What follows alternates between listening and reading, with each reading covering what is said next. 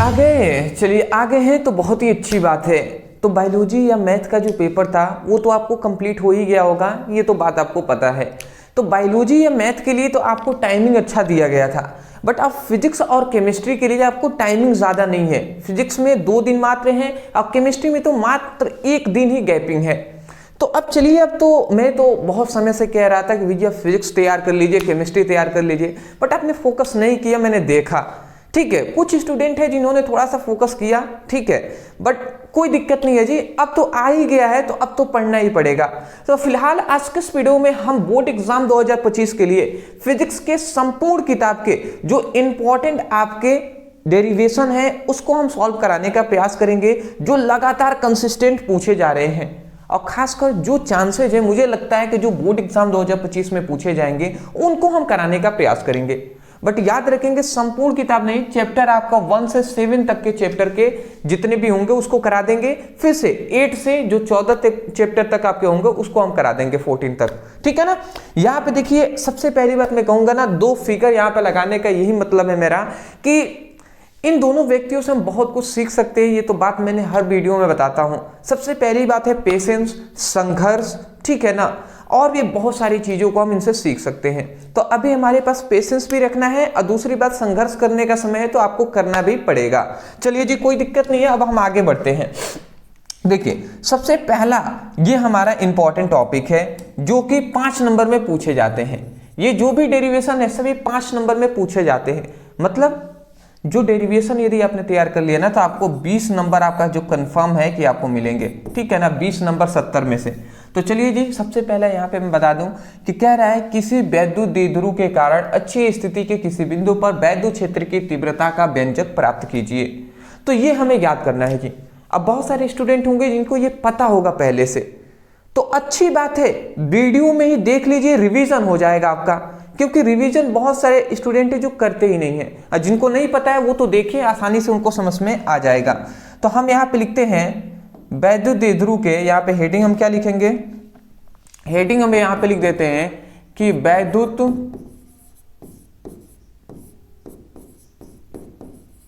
द्विध्रुव के कारण अक्षीय स्थिति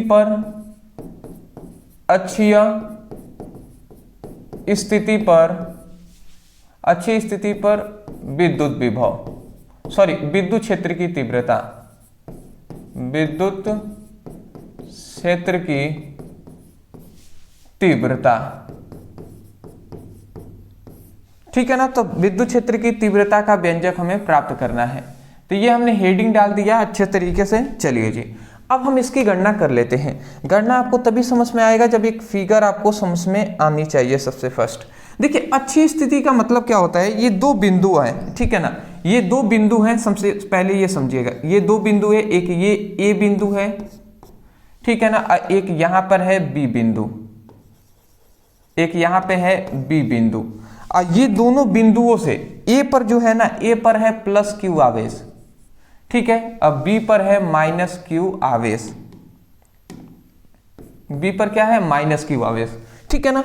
तो ये दोनों आवेशों से होकर, इन दोनों आवेशों, ये दोनों आवेश हैं, इन दोनों आवेशों से होकर जो रेखा जाती है ना, वही अच्छी स्थिति कहलाता है, ठीक है। तो ये अच्छी स्थिति हो गया। अब देखिए, इन दोनों आवेशों की जो बीच की दूरी है, ये आप सबसे पहले याद रखेंगे कि इन दोनों आवेशों की जो बीच की दूरी है वो 2l है, ठीक है ना, 2l है। इन दोनों मतलब आवेशों के बीच एक उदासीन बिंदु पड़ता है जिसे हम O कहते हैं, ठीक है ना। O मतलब इन दोनों बिंदुओं का ये मध्य बिंदु है, ठीक है। तो ये टोटल दूरी l है, तो इसका मतलब क्या हुआ कि ये भी ये l होगा और ये भी दूरी l होगा, ठीक है ना। अब समझिएगा कि उदासीन बिंदु से यहाँ पे याद रखेंगे, उदासीन बिंदु से r दूरी पर, उदासीन बिंदु से r दूरी पर एक हम क्या लेते हैं, r दूरी पर एक यहाँ पे हम एक बिंदु लेते हैं जो है P, और इसी बिंदु P पर हमें विद्युत क्षेत्र की तीव्रता की गणना करनी है, ठीक है ना। इसी बिंदु P पर विद्युत क्षेत्र की तीव्रता की गणना में करना है।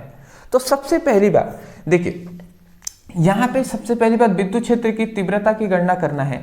तो सबसे पहले ये एक यहाँ पे एक बिंदु है ना, इस बिंदु पर ही हमने एकांक आवेश को हमने यहाँ पे रखा हुआ है, ठीक है। तो अब ध्यान से यहाँ पे ये समझने वाली बात है, यहाँ पे एकांक धन आवेश को रखा गया है। तो ये वाला एकांक धन आवेश है, मतलब यहाँ पर भी एकांक अगर धन आवेश होगा तो समझिएगा ये माइनस वाला है, ये प्लस वाला, तो ये माइनस वाला इस वाले प्लस आवेश को अपनी ओर आकर्षित करेगा। तो आकर्षित करने में विद्युत क्षेत्र की तीव्रता ज्ञात कर लेंगे, ठीक है ना। मतलब माइनस क्यू के कारण विद्युत क्षेत्र की तीव्रता हम ज्ञात करेंगे। ये प्लस है, ये भी प्लस है, तो ये प्लस वाला इसको प्रतिकर्षित करेगा। तो प्रतिकर्षित करने का चिन्ह हमने इस तरीके से दिखा दिया कि ये दूर हटेगा। तो इसके लिए ये क्या होगा, इस प्लस क्यू आवेश के कारण बिंदु P पर जो विद्युत क्षेत्र की तीव्रता होगा वो E प्लस क्यू हो जाएगा, ये हो जाएगा, ये हो गया। तो सबसे पहली बात तो आपको ये फिगर समझ में आनी चाहिए। यदि ये समझ के तो डेरिवेशन में करूंगा आसानी से समझ में आ जाएगा। तो सबसे पहली बात मैं इसको आपको माना की करके यहाँ पे लिखना होता है, ठीक है ना। ये आपको माना कि दो बिंदु आवेश इस तरीके से लिखना पड़ेगा, बिंदु आवेश प्लस क्यू व माइनस क्यू हैं, ठीक है ना, जिनकी बीच की दूरी 2l है तथा उनके बीच का उदासीन बिंदु O है। उदासीन बिंदु से r दूरी पर एक बिंदु P है जहां हमें विद्युत क्षेत्र की तीव्रता की गणना करनी है। इतनी बात आप लिख देंगे ना, मैंने यहाँ पे डैश कर दिया है, मतलब आपको लिखना है। एक बार और सुन लीजिए, आप लिखेंगे, ये लिखना पड़ेगा आपको कि माना दो बिंदु आवेश प्लस क्यू व माइनस क्यू है जिनके बीच की दूरी क्या है, 2l है तथा उनके मध्य बिंदु मतलब उनके बीच के उदासीन बिंदु O है। उदासीन बिंदु से r दूरी पर एक बिंदु P है जहां पर विद्युत क्षेत्र की तीव्रता की गणना करनी है, ठीक है ना। तो चलिए जी, इतना लिखने के बाद अब हम यहां से गणना अपना स्टार्ट करते हैं। समझिएगा एक एक पॉइंट्स को। सबसे पहले हम ये गणना करेंगे कि इस माइनस क्यू आवेश के कारण इस पर ये बिंदु P पर मतलब ये एकांक जो धन आवेश है इस पर लगने वाला मतलब विद्युत क्षेत्र की तीव्रता की गणना करेंगे। तो हम यहाँ पे यही लिखेंगे, क्या लिखेंगे जी, समझिएगा। सबसे पहले हम ये लिखेंगे कि माइनस क्यू आवेश के कारण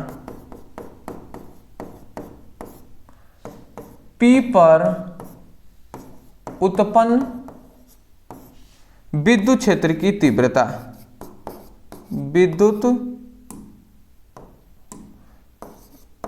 क्षेत्र की तीव्रता, क्षेत्र की तीव्रता की गणना करेंगे। तो करते हैं जी। तो ये क्या हो जाएगा, E और माइनस क्यू लिख देंगे, मतलब माइनस क्यू के कारण विद्युत क्षेत्र की तीव्रता। तो ये इक्वल टू कर देते हैं। अब विद्युत क्षेत्र की तीव्रता का फॉर्मूला में पता है 1/4 पाई एप्सिलॉन नॉट। अब क्यू होता है, अब बाई क्या होता है, आर स्क्वायर होता है। आर स्क्वायर का मतलब कि इस बिंदु P से इस बिंदु Q के बीच की दूरी, माइनस क्यू है ना, तो इनके बीच की दूरी पता करना है। तो देख लीजिए दूरी क्या है, यहाँ बिंदु P से यहाँ तक की दूरी क्या है, R है, और हमें पता है B से O तक की दूरी है L। तो यदि हम टोटल में से इस L दूरी को इतना घटा देते हैं तो ये वाला पता चल जाएगा। तो हम R में से L को घटा देंगे तो R माइनस L, ये दूरी क्या हो जाएगा, ये टोटल दूरी जो होगा ना ये R माइनस L हो जाएगा, ठीक है, R माइनस L हो जाएगा। तो यही हम यहाँ पे लिख देंगे R माइनस L का होल स्क्वायर, ठीक है ना। तो ये हमने लिख दिया R माइनस L का होल स्क्वायर लिख देंगे, ये हमारा क्या हो जाएगा, समीकरण फर्स्ट हो जाएगा, ठीक है ना।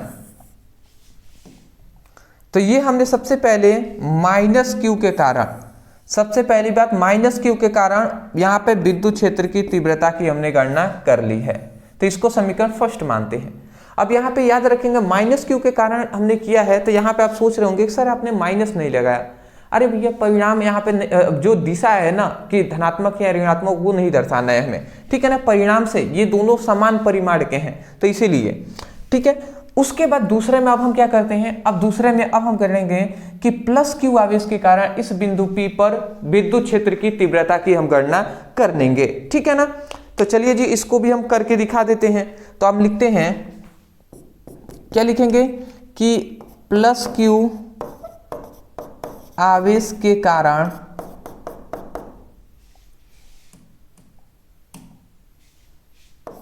आवेश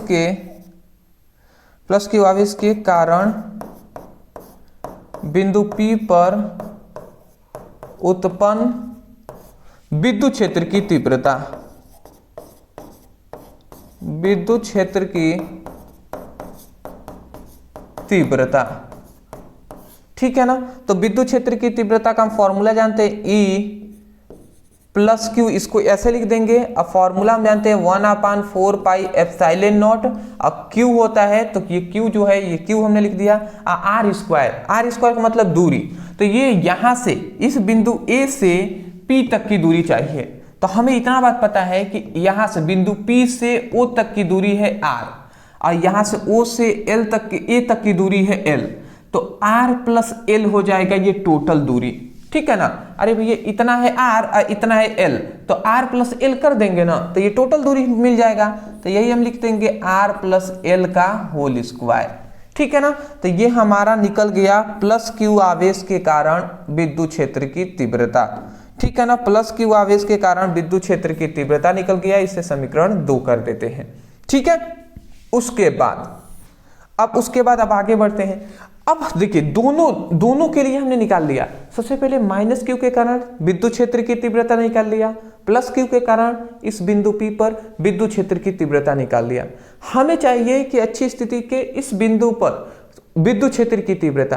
तो जब इन दोनों विद्युत क्षेत्र की तीव्रता को आपस में परिणामी निकालेंगे तभी करता निकलेगा जी। तो परिणामी हम निकाल लेते हैं, परिणामी विद्युत क्षेत्र की तीव्रता। तो हम यहाँ पे लिखते हैं कि तब परिणामी तीव्रता। तो परिणामी तीव्रता कैसे निकलेगा?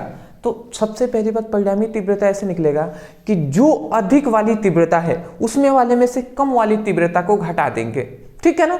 तो देखिए अधिक तीव्रता कहां पे लगेगी? इस माइनस क्यू के कारण इस पर तीव्रता अधिक लगेगी, या इस प्लस क्यू के कारण ये तीव्रता यहां पे अधिक लगेगी? तो आप कहेंगे, आप सोचिए खुद ही कि देखिए ये वाला जो आवेश है इस आवेश के पास है, ठीक है ना। ये माइनस क्यू है, ये बिंदु P के पास है, इसके बीच की दूरी इतना ही है और यहां से यहां तक की दूरी अधिक है। तो इसका मतलब जो पास होगा वो ज्यादा अपनी ओर मतलब क्या करेगा, बल लगा सकता है, मतलब वहां पर विद्युत क्षेत्र की तीव्रता अधिक होगा। तो इससे हमें ये पता चलता है कि दूरी कम है, इसलिए माइनस क्यू पर ज्यादा विद्युत क्षेत्र की तीव्रता होगा और इसके लिए कम विद्युत क्षेत्र की तीव्रता। तो ज्यादा वाले में से कम वाले को घटा देंगे। तो हम क्या करेंगे, ई ये परिणामी विद्युत क्षेत्र की तीव्रता है, तो हम इसको क्या कर देंगे, ई माइनस क्यू और माइनस क्या कर देंगे, ई प्लस क्यू। मतलब अधिक वाले में से कम तीव्रता को घटा देंगे तो परिणामी निकल जाएगा। तो ये वाला अधिक है जी, ठीक है ना, क्योंकि इसके बीच की दूरी माइनस क्यू के कारण इस बिंदु P पर जो तीव्रता निकाले हैं इनके बीच की दूरी कम है। तो अब हम क्या करते हैं, अब इसी फॉर्मूले पर हम क्या करेंगे, रखेंगे। तो चलिए रख देते हैं। तो मान रखेंगे अगर हम, तो E इक्वल टू यहाँ पे 1/4 पाई एप्सिलॉन नॉट और Q by R minus L का होल स्क्वायर। ये हो गया, फिर से बीच में माइनस, फिर से इसका E प्लस क्यू का 1/4 pi epsilon not, 1/4 pi epsilon naught, और ये क्या हो जाएगा, Q by R plus L का होल स्क्वायर हो जाएगा, ठीक है ना। चलिए जी, अगर हम इसको आगे बढ़ाते हैं तो देखिए यहाँ पे अगर हम देखें दोनों का मान हमने रख दिया। अगर हम यहाँ पे देखें तो ये 1/4 पाई एप्सिलॉन नॉट क्यू इसमें भी है, 1/4 पाई एप्सिलॉन नॉट क्यू इसमें भी है। तो दोनों में से हम कॉमन कर लेते हैं इसको। तो अगर हम कॉमन करते हैं तो यहाँ पे E equal to 1/4 pi epsilon naught और इंटू क्यू, ये हमने कॉमन कर लिया। तो यहाँ पे बचा क्या, बचेगा यहाँ पे 1/, ये क्या बचेगा, R माइनस एल का होल स्क्वायर, और माइनस क्या बचेगा, 1/R प्लस एल का होल स्क्वायर। ठीक है जी, ये आप समझ गए, ठीक है। उसके बाद अब देखिए, उसके बाद अगर हम आगे इसको थोड़ा सा और बढ़ाकर सॉल्व करते हैं तो ये Q1 में गुणा हो जाएगा, तो Q by 4 pi epsilon not हो गया। उसके बाद अब इन दोनों का हम हल करते हैं, यही हल करना हमारे लिए मेन है, समझिएगा।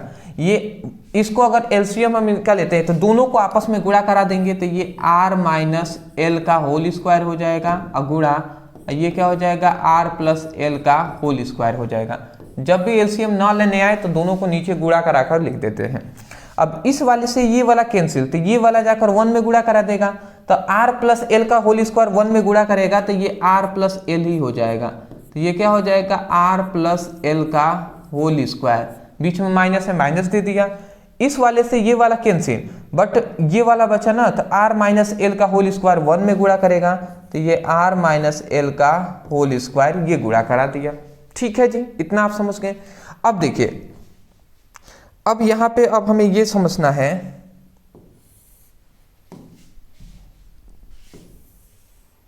इतना हो गया।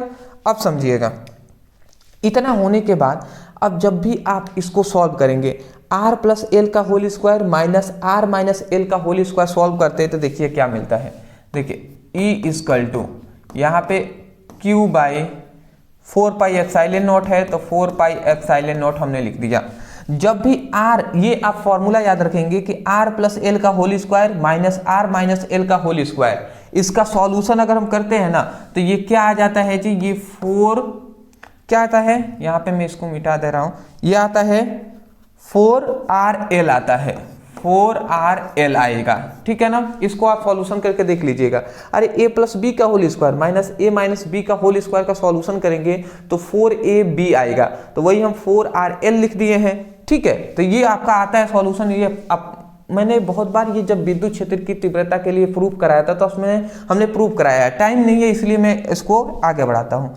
अब r माइनस एल का whole square into R plus L का होल स्क्वायर है। ठीक है ना, तो इसको अगर हम चाहें तो एक फॉर्मूला हम जानते हैं, क्या हम जानते हैं जी, कि a minus B into A plus B. ठीक है, a minus B into A plus B equal to होता है a square minus B square. ठीक है, तो हम a स्क्वायर की जगह पर r स्क्वायर कर देते हैं। अब b स्क्वायर है तो b स्क्वायर के लिए l स्क्वायर कर दिए, इन दोनों का होल स्क्वायर है तो होल स्क्वायर कर दिए, क्योंकि ऊपर होल स्क्वायर है। तो ये सब फॉर्मूले से आ रहा है। जिनको नहीं समझ में आ रहा है, बायोलॉजी के स्टूडेंट है, उतना मैं कहूंगा कि इन दोनों की स्टेप पर ये याद रख लीजिएगा। ठीक है ना, बस इतना ही कह सकता हूं। समय नहीं है अब हमारे पास उतना कि अब आपको हम पूरा डिटेल में अब करते हुए चले हम। तो आप समझिएगा, ये अगर देखें तो ये क्यू इसमें जाकर गुणा करा देगा, तो ये 1/4 पाई एप्सिलॉन नॉट ये हो गया जी, और ये क्यू इसमें जाकर गुणा करा दिया। अब सोचिए, दो ये 4 है ना, तो 4 को हम क्या कर सकते, अच्छा ऐसे लिख सकते हैं, ये q इसमें गुणा करा लिया तो 2ql इंटू 2r, इस प्रकार हम लिख सकते हैं। पहले आप सोच लीजिए, ये q इसमें गुणा करा दिया तो इतना ऐसे लिख सकते हैं, पहले आप सोच लीजिए। ठीक है ना, देखिए कैसे हुआ, अभी भी वही लिखा गया है, 2 दूना 4 है तो 4 है ही है, q है तो q भी है, l है तो l भी है, r है तो r भी है, सभी गुणा में है, इसलिए आगे पीछे हम कर सकते हैं, उससे कोई दिक्कत वाली बात नहीं है। ठीक है ना, ये देखिए जब होल स्क्वायर आएगा तो इस पर, तो ये r का पावर क्या हो जाएगा, 2 दूना 4 हो जाएगा, और माइनस l का भी पावर 4 हो जाएगा ना। अब यहाँ पे एक कंडीशन होता है कि जो r के पावर 4 है, ये ग्रेटर देन मतलब बहुत ही अधिक होता है l के पावर 4 से, ये बहुत ही अधिक होता है l के पावर 4 से, इसीलिए हमने इसको नगण्य मान लेते हैं, मतलब इसको छोड़ देते हैं। तो छोड़ देंगे तो क्या यहाँ पे मिलेगा, e का जो मान निकलेगा वो 1/4 पाई एप्सिलॉन नॉट में निकला। और देखिए ये 2ql है ना, इसको हम p कहते हैं। ठीक है, ये देखिए इसको तो p कर दिया, ये हमारा 2r है तो 2r हमने लिख दिया, ये हमारा r के पावर 4 है।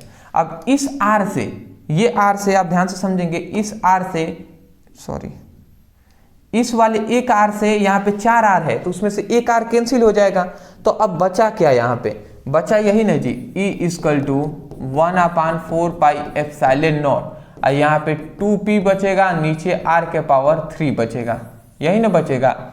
ठीक है, 2p कैसे बचा, तो देखिए ये 2p गुणा हो जाएगा, 2p हो जाएगा, नीचे r बच जाएगा, तो यही बचा जी। तो यही हमारा विद्युत क्षेत्र की तीव्रता अक्षीय स्थिति के लिए, किसके लिए, अक्षीय स्थिति के लिए। ठीक है, तो आप इसका स्क्रीनशॉट आप सबसे पहले इसका ले लीजिए।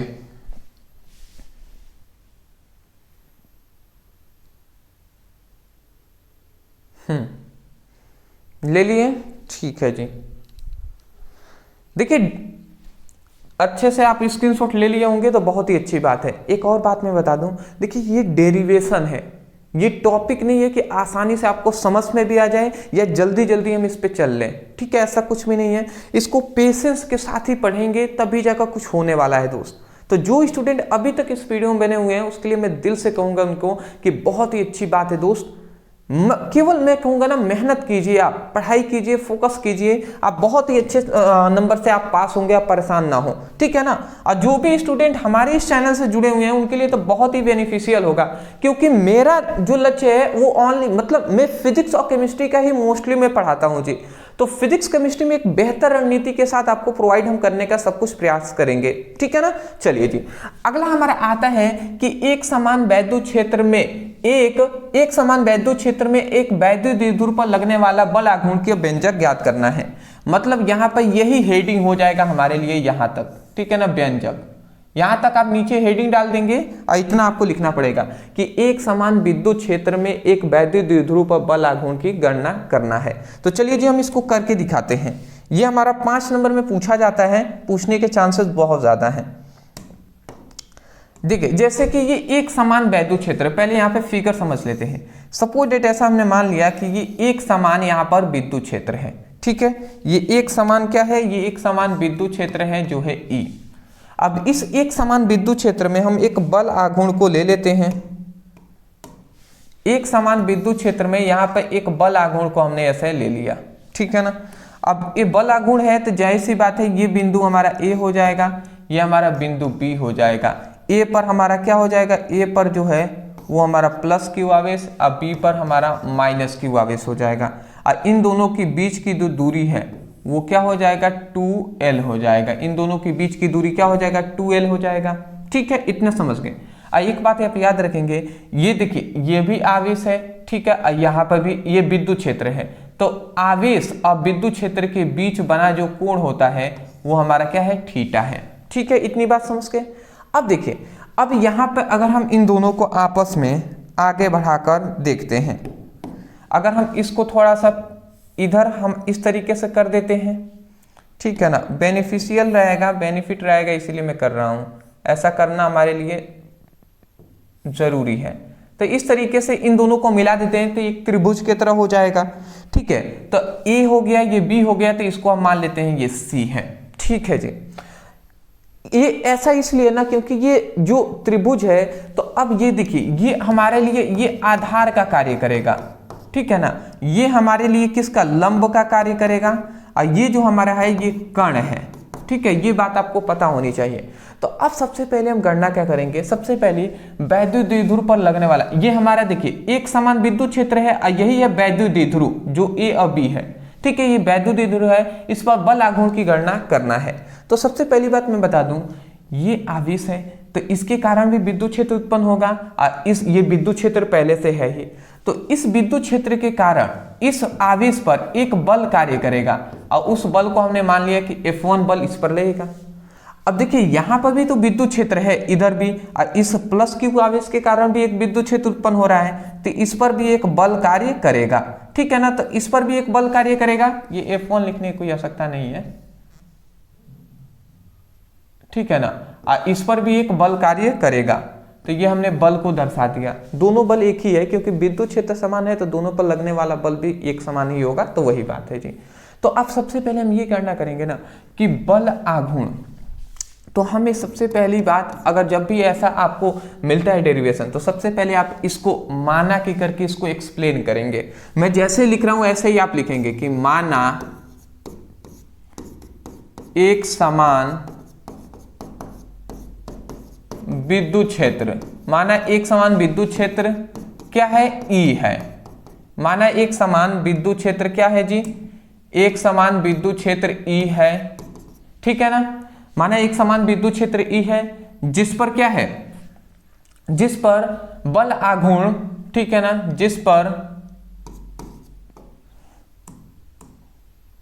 जिसमें दो आवेश प्लस Q व माइनस Q 2l दूरी पर स्थित है, ठीक है ना। इतना आप लिख देंगे काफी है जी, इतना लिख देते हैं। और भी आप लिख सकते हैं कि विद्युत एक समान विद्युत क्षेत्र के कारण माइनस क्यू के कारण लगने वाला बल F है और विद्युत क्षेत्र में स्थित प्लस क्यू आवेश के कारण लगने वाला बल F है। इतना आप लिख सकते हैं, कोई दिक्कत वाली बात नहीं है, ठीक है ना। अब हम इतना ही लिख देते हैं। तो अब सबसे पहले हमें बल आघूर्ण की गणना करना है, तो गणना हम कर रहे हैं। तो देखिए बल आघूर्ण, यदि हमसे कोई पूछ दे बल आघूर्ण की गणना करना है, तो बल आघूर्ण क्या होता है जी, बल आघूर्ण, ठीक है जी। तो बल आघूर्ण जो होता है इसको हम टाउ से दर्शाते हैं। तो टाउ इक्वल टू बल आघूर्ण बराबर होता है ना कि इस जो मतलब द्विध्रुव पर लगने वाला बल, ये जो द्विध्रुव है ए और बी, ये द्विध्रुव है, तो द्विध्रुव पर लगने वाला बल क्या है, F है। तो द्विध्रुव पर लगने वाला बल, ठीक है ना, और द्विध्रुव पर लगने वाला बल और उनके बीच की लंबवत दूरी थी, ये लंबवत हमारी उनके बीच की ये दूरी हो जाएगा L, ठीक है ना। इनके बीच की दूरी A और C हो जाएगा, तो ये लंबवत दूरी क्या हो जाएगा, AC हो जाएगा, ठीक है ना। यही होता है मतलब बल आघूर्ण का यदि परिभाषा कोई पूछ देता है हमसे, तो हम क्या कहेंगे जी, हम कहेंगे क्या कहेंगे, सुनिएगा, हम कहेंगे कि वैद्युत द्विध्रुव मतलब एक समान विद्युत क्षेत्र में वैद्युत द्विध्रुव पर लगने वाला बल तथा उनकी बीच की दूरी के गुणनफल को वैद्युत द्विध्रुव आघूर्ण कहते हैं, मतलब बल आघूर्ण कहते हैं, ठीक है ना, बल आघूर्ण कहते हैं जी। आशा करता हूं समझ गए होंगे। अब इस पर अगर हम मान इस पर पुटअप करके आगे बढ़ाते हैं तो देखिए क्या निकलता है हमारा। सबसे पहली बात देखिए, अगर हम इसको आगे बढ़ाते हैं तो यहाँ पे टाउ इक्वल टू F है, तो हम एक फॉर्मूला जानते हैं विद्युत क्षेत्र की तीव्रता E इक्वल टू F/Q, ये फॉर्मूला हम जानते हैं। यदि Q को हम इधर भेज देते हैं, इधर भाग में इधर आएगा गुणा कराएगा, तो F का मान निकला वो E इंटू Q निकल जाएगा, ये निकलेगा ना। तो इस F की जगह पर E इंटू Q लिख सकते हैं, तो यहाँ पे E इंटू हम क्या लिख देते हैं, Q लिख दिए, ठीक है। बीच में गुणा, फिर से यहाँ पे भी गुणा ही है, उससे कंफ्यूजन आप ना हो, आप लिख सकते हैं गुणा। AC है, तो यहाँ पे एक बात आप समझिएगा, यहाँ पे जो थीटा ये बन रहा है विद्युत क्षेत्र की तीव्रता और बिंदु B के बीच में एक थीटा कोण बन रहा है। तो यदि यहाँ पे आप याद रखेंगे, यहाँ पे थीटा के जगह पर साइन थीटा हम लेते हैं, तो साइन थीटा बराबर क्या होता है, साइन थीटा बराबर होता है लंब बटे कर्ण। तो लंब क्या है जी, AC, A और C ये लंब है, और कर्ण क्या है, AB ये कर्ण है। तो लंब क्या हो जाएगा AC, तो लंब, अब बटे क्या हो जाएगा कर्ण, कर्ण क्या हो जाएगा AB के बीच की दूरी क्या है 2L है, तो ये हमने 2L लिख दिया। अब देखिए ये 2L है, इधर भाग में इधर आएगा तो गुणा कराएगा, तो यहाँ से AC का जो मान निकला ना वो क्या निकलेगा जी, वो निकला 2L sine theta, 2L sign theta ये निकला ना, आप देख सकते हैं यही निकला है जी। AC का जो मान निकला वो 2L साइन थीटा निकला। अब इसी जो 2L साइन थीटा है ना, इसी को हम यहाँ पे रखते हैं, AC की जगह पर 2L साइन थीटा है, यहाँ पे रखते हैं, तो हम क्या लिख देंगे जी, 2L साइन थीटा, इतना हम रख देंगे। आशा करता हूँ आप समझ गए होंगे, ठीक है जी। अब इसको अगर हम आगे बढ़ाते हैं, इस AC की जगह पर ये हमने रख दिया है, अब इसको अगर हम आगे बढ़ाते हैं तो ये क्या हो जाएगा, माइनस, ऐसे हम कर देते हैं, ठीक है। ये E हमने लिख दिया। अब देखिए ये अगर एक Q इसमें गुणा होगा तो ये क्या हो जाएगा 2QL हो जाएगा, और ये साइन थीटा है तो साइन थीटा हमने लिख दिया। अब यहाँ पे हम क्या कर देते हैं, टाउ इक्वल टू ये हमारा E हो जाएगा, और 2QL इक्वल टू क्या होता है, P होता है, तो P हमने लिख दिया EP, और साइन थीटा है तो साइन थीटा रख दिया। तो यही हमारा मेन क्या होता है, फॉर्मूला निकलता है वैद्युत द्विध्रुव आघूर्ण के लिए, बल आघूर्ण का फॉर्मूला, ठीक है ना। यही हमारा बल आघूर्ण का फॉर्मूला है जो कि आपको यहाँ पे दिखाई दे रहा होगा, ठीक है ना। तो इसको आपको याद रखना है, PE साइन थीटा, ठीक है, ये आप याद रखेंगे। अब देखिए ये EP साइन थीटा कहें या PE साइन थीटा कहें, दोनों बात एक ही है। थोड़ा सा सीक्वेंस में अगर लिखना चाहूँ तो आप इस P को पहले लिख लेंगे, क्योंकि बुक में आपका पहले P लिख दिया गया है, तो P हम लिख देते हैं और फिर से E लिख देते हैं, तो PE साइन थीटा। अरे गुणा में है तो इधर उधर हो सकता है, उससे कोई दिक्कत नहीं है, ठीक है ना, समझ रहे हैं। ये 2QL इक्वल टू P होता है, तो P पहले लिख दिए, E को बाद में लिख दिए, साइन थीटा लिख दिए, इतना आप समझ गए हैं। अब देखिए यहाँ तक तो हमारा सिद्ध हो गया। अब यहाँ पे दो कंडीशन आता है ये दो शर्तें आती हैं उसको अभी आप याद रखेंगे। सबसे पहली बात शर्तें ये आती हैं, दो पहली कंडीशन ये है कि एक समान विद्युत क्षेत्र ये है, तो ये वैद्युत द्विध्रुव है, जो वैद्युत द्विध्रुव है, ये वैद्युत द्विध्रुव है ना, ये विद्युत क्षेत्र की तीव्रता के समांतर हो जाए, पैरेलल हो जाए, तब क्या होगा, समांतर का मतलब ये ऐसे है ना, तो ये बिल्कुल सीधा इसके समांतर ही हो जाए, तब क्या होगा। तो यदि क्या है वैद्युत द्विध्रुव, यहां पे मैं लिख देता हूं वैद्युत द्विध्रुव, वैद्युत द्विध्रुव जो है वो विद्युत क्षेत्र की तीव्रता के, वैद्युत द्विध्रुव विद्युत क्षेत्र की तीव्रता के समांतर हो। यदि वैद्युत द्विध्रुव है, ये विद्युत क्षेत्र की तीव्रता के समांतर होगा, तो यहाँ पे थीटा का जो मान होगा 0 हो जाएगा, क्योंकि समांतर होने का मतलब ये थीटा का मान 0, तो यहाँ पे जो थीटा का जो मान होगा वो 0 डिग्री हो जाएगा, ठीक है ना, 0 डिग्री हो जाएगा। तो 0 डिग्री हुआ तो यहाँ पे अगर आप देखें तो ये क्या हो जाएगा, टाउ इक्वल टू क्या हो जाएगा, P हो जाएगा, E हो जाएगा, और ये साइन क्या हो जाएगा 0। अब साइन 0 का मान कितना होता है जी, साइन 0 का मान तो आपको पता ही होगा कि साइन 0 का मान होता है ये PE, और साइन 0 का मान होता है 0, 0 अगर गुणा करा दिया तो P का मान जो हो जाएगा टोटल 0 हो जाएगा। तो याद रखेंगे आप कि एक समान विद्युत क्षेत्र में वैद्युत मतलब वैद्युत द्विध्रुव यदि समांतर हो, मतलब वैद्युत द्विध्रुव विद्युत क्षेत्र की तीव्रता के समांतर हो, तो वहां पे बल आघूर्ण का मान सबसे कम होता है, कम का मतलब देख ही रहे हैं 0 होता है, ठीक है ना। तो इस बात को आपको याद रखना पड़ेगा। दूसरा बात ये देखना है कि एक समान विद्युत क्षेत्र में जो वैद्युत द्विध्रुव है ना, ये अगर लंबवत हो, लंबवत का मतलब ये ऐसे है ना, तो ये सीधा इस प्रकार हो जाए तो लंबवत हो जाएगा। तो यदि वैद्युत द्विध्रुव, यहाँ पे मैं लिख देता हूं कि वैद्युत द्विध्रुव विद्युत क्षेत्र की तीव्रता के, विद्युत क्षेत्र की तीव्रता के क्या होता है, यदि लंबवत हो, यदि लंबवत होगा तो वहां पे जो थीटा का मान हो जाएगा वो कितना हो जाएगा, 90 डिग्री हो जाएगा। और जैसे ही 90 डिग्री हुआ तो यहाँ पे क्या हो जाएगा, अगर मान इसमें साइन थीटा की जगह पर 90 डिग्री रखते हैं तो टाउ इक्वल टू PE और साइन 90 रख देंगे। और साइन 90 इक्वल टू कितना होता है जी, साइन 90 इक्वल टू होता है PE हो जाएगा, साइन 90 इक्वल टू 1 होता है, तो टाउ का मान निकला वो PE निकल जाएगा। तो ये आप याद रखेंगे कि जब वैद्युत द्विध्रुव विद्युत क्षेत्र की तीव्रता के लंबवत हो तो वहां पे विद्युत क्षेत्र की तीव्रता का सबसे अधिकतम मान होता है, अधिक मान होता है, अधिकतम मान होता है। तो ये हो गया हमारा एक समान वैद्युत क्षेत्र में वैद्युत द्विध्रुव पर लगने वाला बल आघूर्ण का फॉर्मूला। तो पूरा आप इस तरीके से एक्सप्लेन करेंगे तब आपको मिलेगा जी नंबर, समझ रहे हैं ना। चलिए जी, अच्छी बात है। यदि यहाँ तक आपको समझ में आ रहा होगा तो थोड़ी सी मेहनत करनी पड़ेगी दोस्त, आपको उतना इजी भी नहीं लग रहा होगा, मैं जानता हूँ डेरिवेशन है, हार्ड तो लगेंगे ही। अदरवाइज मैं यही कहूँगा कि थोड़ा सा आप मेरा सपोर्ट कर देंगे ना तो मुझे बेहतर लगेगा। सपोर्ट करने के लिए आप चैनल को सब्सक्राइब कर दीजिएगा, जिससे आपकी जो आपका भी सपोर्ट होगा दोस्त। जैसे कि आपको अभी फिजिक्स की तैयारी करना है, आपको केमिस्ट्री की तैयारी करना है, वो बेहतर तरीके से आपकी तैयारी हो पाएगी। इसलिए मैं कहूँगा कि चैनल को सब्सक्राइब जरूर कीजिएगा, क्योंकि हम मोस्टली फिजिक्स और केमिस्ट्री की ही तैयारी कराते हैं, ठीक है ना। तो इसमें आपको एक बेहतर नंबर लाना है, इसके लिए मैं कहूँगा कि चैनल पर अभी आपने सब्सक्राइब नहीं किया अभी तक, दिखाई तो दे ही रहा होगा ना, सब्सक्राइब कर दीजिए, स्क्रीनशॉट ले लीजिए, आगे बढ़ेंगे हम।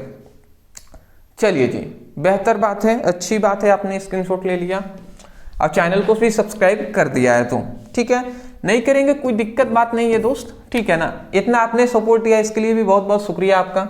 यहाँ पे कह रहा है समांतर प्लेट संधारित्रों की धारिता के लिए व्यंजक का निगमन कीजिए और इसकी धारिता कैसे बढ़ाई जा सकती है ये हमें बताना है। चलिए जी, सबसे पहली बात यहाँ पे हमने लिख दिया समांतर प्लेट संधारित्रों की धारिता का व्यंजक। इस तरीके से आप हेडिंग डालेंगे। देखिए समांतर प्लेट संधारित्रों की धारिता के लिए व्यंजक, इसके बाद हमने कुछ लिखा हुआ है, इस पर अगर फोकस अप ना करके सबसे पहले हम समांतर प्लेट ले लेते हैं। ये दो हमने यहाँ पे देख लीजिए समांतर प्लेट हमने ले लिया, एक ये है एक ये है, ये हमारा समांतर प्लेट हो गया। अब इन समांतर प्लेट पर एक पर क्या है, एक पर प्लस क्यू आवेश हम देते हैं। देखिए ये दो समांतर प्लेट हैं ए और बी, ठीक है ना, और इन दोनों प्लेटों के बीच की दूरी क्या है, डी है। अब इस वाले पर हम क्या देते हैं, प्लस क्यू आवेश देते हैं, तो इसके पास ही ये है, बहुत ही पास है, तो इसके इस ओर माइनस क्यू आवेश, प्लेट के इस ओर माइनस क्यू आवेश उत्पन्न हो जाता है और इसके जस्ट विपरीत ओर प्लस क्यू आवेश उत्पन्न हो जाता है। ठीक है, इतना समझ गए। अब क्या होता है कि हम इसको क्या कर देते हैं, इसको हम क्या कर देते हैं, पृथक्कृत कर देते हैं। पृथक्कृत कर देंगे ना, जहां पर विभव का मान क्या होता है, 0 होता है, तो इसीलिए पृथक्कृत कर दिए, क्योंकि अब हम इसमें कितना भी आवेश अगर हम देंगे ना, इसमें प्लस क्यू आवेश कितना भी देते हैं तो ये आवेश आसानी से, मतलब इसमें कितना भी आवेश दे सकते हैं, क्योंकि यहां से जाकर वो न्यूट्रल हो जाएगा, क्योंकि विभव का मान 0 होता है। तो यहाँ पे हम विद्युत क्षेत्र कुछ दिखा देंगे, वैद्युत फ्लक्स या विद्युत क्षेत्र हम दिखा देंगे। इसी के कारण, इसी विद्युत मतलब विद्युत बल रेखाओं के कारण ही यहाँ पे माइनस क्यू आवेश उत्पन्न हुआ है, क्योंकि हमने तो इसमें आवेश दिया है, इसमें कैसे आ गया, तो इसी वैद्युत मतलब वैद्युत बल रेखाओं के कारण इसमें आवेश आया है, क्योंकि इससे ये क्या हो गया है, प्रेरित हो गया है, बहुत ही पास है ना, इसीलिए। तो इतनी बात समझ गए। एक और बात आप याद रखेंगे, ये प्लस क्यू आवेश है ना, तो इसके लिए जो आवेश घनत्व है वो सिग्मा है, ये माइनस प्लेट है, इसके लिए आवेश घनत्व है वो माइनस सिग्मा है। इतना यदि आप समझ गए तो अब आपको समांतर प्लेट संधारित्रों की धारिता के व्यंजक में कोई दिक्कत नहीं आएगी मोस्टली।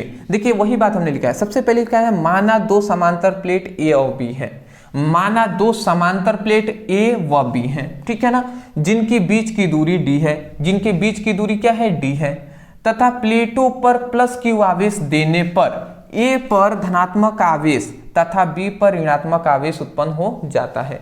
मतलब प्लेटों पर क्या करते हैं, प्लेट ए पर धनात्मक आवेश देने पर ए पर धनात्मक आवेश, बी पर ऋणात्मक आवेश उत्पन्न हो जाता है, ठीक है ना, तथा ए का आवेश घनत्व, ए का आवेश घनत्व क्या है, सिग्मा, ए का आवेश घनत्व सिग्मा और बी का आवेश घनत्व माइनस सिग्मा है। इतनी बात समझ के चलिए जी। अब सबसे पहले अब हम गणना कर लेते हैं कि इन समांतर प्लेटों के बीच, समांतर प्लेट संधारित्रों के बीच धारिता मतलब C की हमें गणना करनी है। तो सबसे पहली बात हम यहाँ पे लिखेंगे गणना।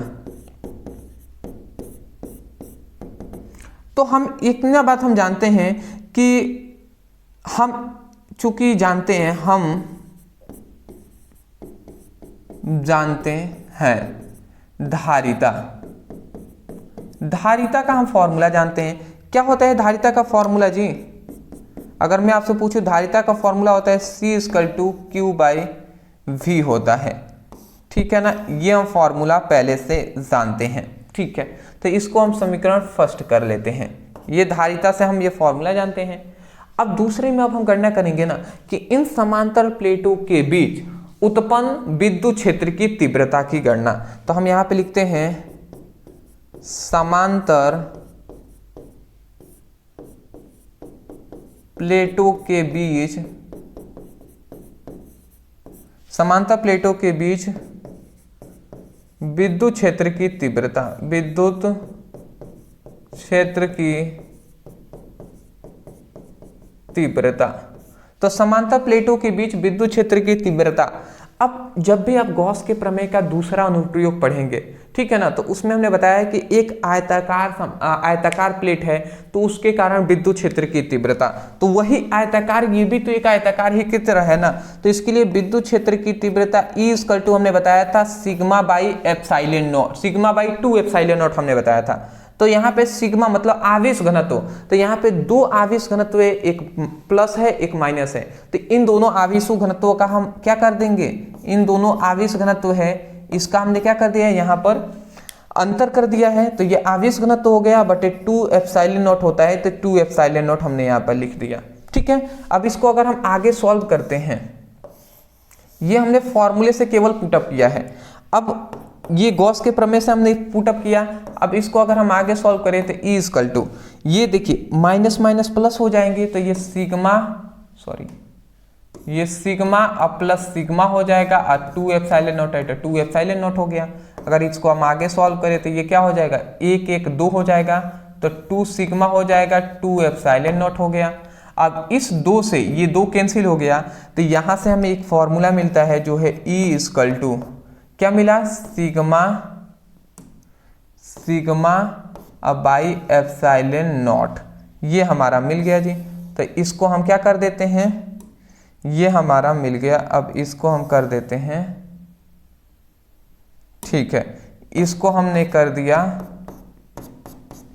इसको हमने क्या कर दिया, इसको समीकरण 2 कर देते हैं, ठीक है ना।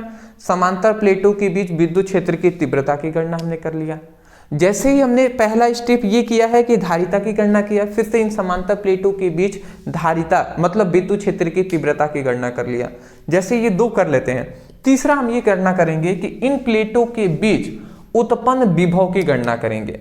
प्लेटों के बीच उत्पन्न विभव की मतलब विभव की गणना हम करेंगे।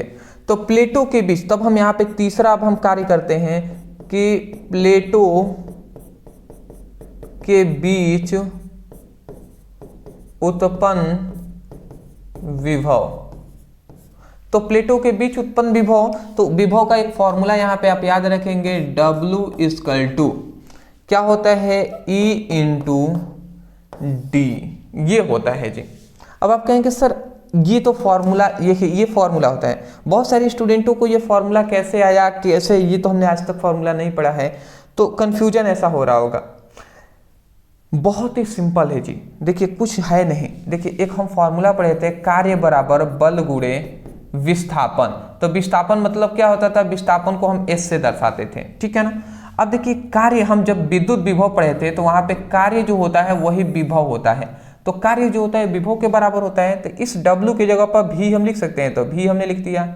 F जो होता है विद्युत क्षेत्र की तीव्रता पढ़ा था कि एकांक आवेश पर लगने वाला बल जो है वो विद्युत क्षेत्र की तीव्रता के बराबर होता है। तो जो F है वो E के बराबर हो जाएगा, तो हम F की जगह पे E लिख सकते हैं, तो वही E लिख दिया।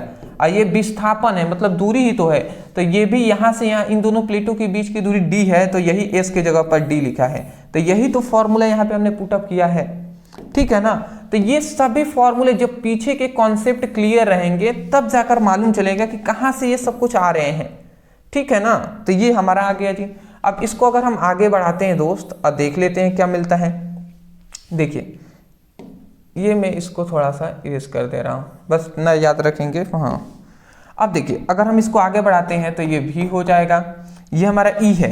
देखिए E का मान हम इस तरह से रख सकते हैं, E equal to sigma by epsilon naught है, तो ये सिग्मा रख दिया हमने, सिग्मा बाई एप्सिलॉन नॉट। तो ये एप्सिलॉन नॉट और ये D है तो D हमने ऊपर गुणा करा दिया। तो ये हमारा मिल गया V का मान जी, कि प्लेटों के बीच उत्पन्न विभव का मान ये हमारा मिल गया। तो इसको समीकरण 3 कर लेते हैं। तो समीकरण फर्स्ट ये है, समीकरण सेकंड ये है, समीकरण थर्ड ये है। जब ये तीनों मिल गए तो अब देखिए तब हम गणना करेंगे। तब एक बात आप याद रखेंगे कि प्लेटों पर, ये जो प्लेट है प्लेटों पर आवेश, चौथा एक और गणना कर लेंगे कि प्लेटों पर आवेश। तो प्लेटों पर आवेश गणना करेंगे तो आवेश बराबर होता है ना, एक आवेश का एक ये भी फॉर्मूला होता है, आवेश बराबर आवेश घनत्व गुणे प्लेटों के क्षेत्रफल। तो आवेश घनत्व क्या है, सिग्मा है, तो सिग्मा हमने लिख दिया। और इनके क्षेत्रफल क्या है, तो इन प्लेटों का क्षेत्रफल याद रखेंगे A होता है। प्लेटों का क्षेत्रफल A हमने मान लिया है, यहाँ पे आप लिख सकते हैं कि प्लेटों का क्षेत्रफल A है, तो ये हमने A कर दिया। तो ये हमारा क्या हो जाएगा, आवेश का एक मान निकल जाएगा जो ये है। तो इसको समीकरण 4 करते हैं। अब ये सब मिल गया ना। अब देखिए यहाँ पर हमें देखिए क्या क्या C का ही तो मान निकलना है कि समांतर प्लेट संधारित्रों के बीच धारिता की गणना करना है, मतलब C की गणना करना है। तो C equal to Q by V होता है। इस Q का मान देखिए यहाँ पे हमने निकाल लिया है, और इस V का मान देखिए यहाँ पे हमने V के जगह पे ये निकाल लिया है। अब ये 3 और 4 जो है ना इसमें हम रख देंगे। तो हम लिख देते हैं कि तब, अब आप समझ रहे होंगे, तब धारिता, तो धारिता C इक्वल टू क्या होता है, Q बाई V होता है। ये होता है धारिता C equal to Q by V। अब इसमें हम मान रखते हैं समीकरण 3 व 4 से समीकरण 3 और 4 से मान अगर रखेंगे तो क्या निकलेगा जी, यहाँ पे निकल जाएगा C इक्वल टू Q का मान है आवेश घनत्व गुणे क्षेत्रफल हो जाएगा। अब V का जो मान है sigma into epsilon not, sigma into D by epsilon not हो जाएगा। ये हो गया जी। अब इस सिग्मा से ये सिग्मा कैंसिल हो गया और ये जो एप्सिलॉन नॉट है ये जाकर ऊपर वाले में गुणा करा लेगा। तो यहाँ से अगर गुणा करा लिया तो ये C का जो मान निकलेगा वो A epsilon naught by D हो जाएगा। A epsilon naught by D हो जाएगा। तो ये हमारा मान निकल गया जी।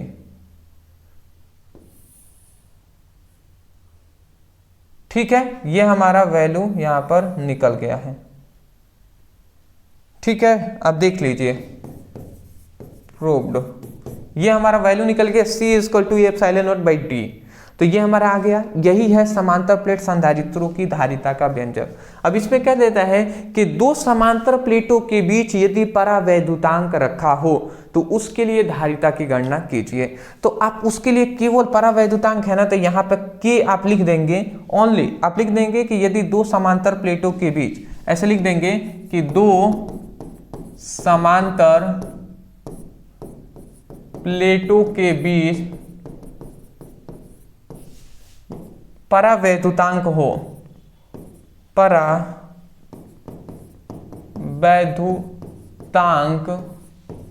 हो या वैद्युतांक पदार्थ हो तो वहां पर जो धारिता होगा, तो धारिता C इक्वल टू क्या हमने यहाँ पे निकाला है जी, C equal to A epsilon naught by D निकाला है ना, तो A epsilon naught by D हो गया। और इसमें केवल आप K से गुणा करा देंगे। तो ये आप फॉर्मूला इसके नीचे, ये टोटल हल करने के बाद, ये आप नीचे ये भी दो लाइन लिख देंगे तो वो आपका ये सॉल्व हो जाएगा। ठीक है ना। यहाँ पे केवल आपको हेडिंग में चेंज क्या करेगा, कह देगा समांतर प्लेट संधारित्रों के बीच यदि परावैद्युतांक हो या परावैद्युत पदार्थ हो तो वहां धारिता का व्यंजक का निगमन कीजिए। तो इस तरीके से हेडिंग डाल के टोटल सॉल्व करने के बाद वहां तक करेंगे। स्क्रीनशॉट पहले आप ले लीजिए। ठीक है जी, बहुत बेहतर। चलिए, तो अभी तक हमने इतना सब कुछ कर लिया। अगला हमारा आता है दो समांतर प्लेट, मतलब दो समांतर धारावाही चालकों के बीच कार्य करने पर लगने वाला बल। ठीक है ना। तो इसकी अब गणना हम करेंगे। चलिए, अच्छी बात है।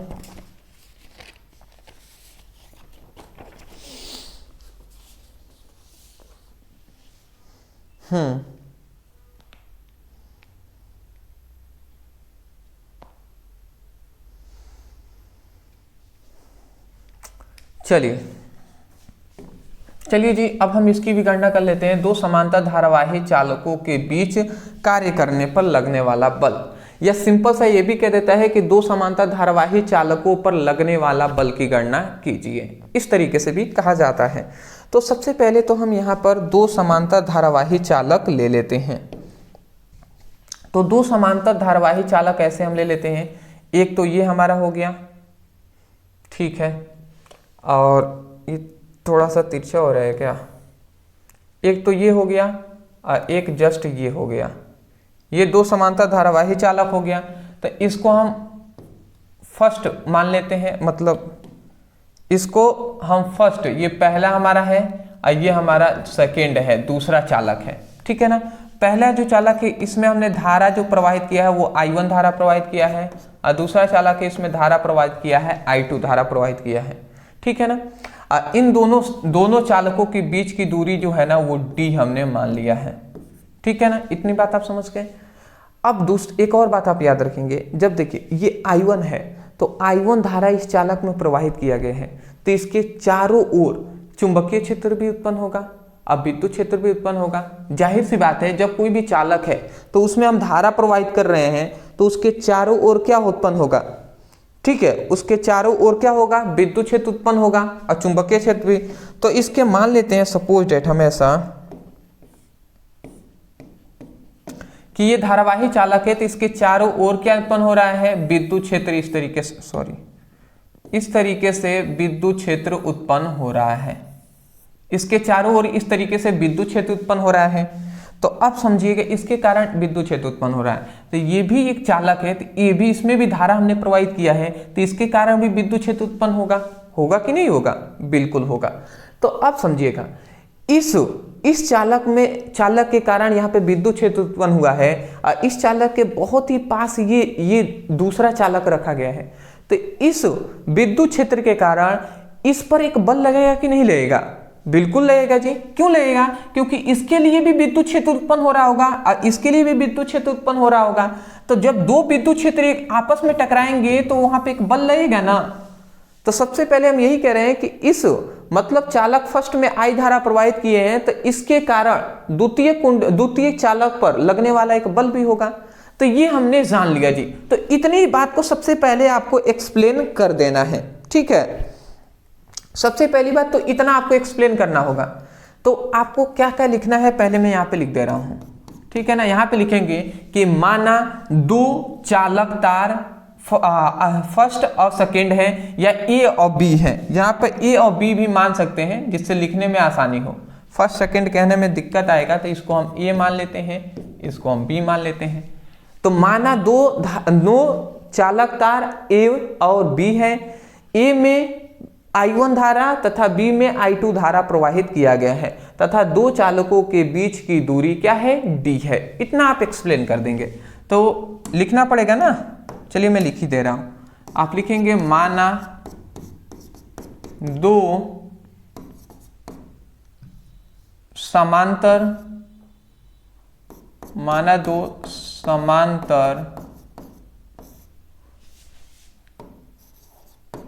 चालक तार ए व बी है, ए व बी है,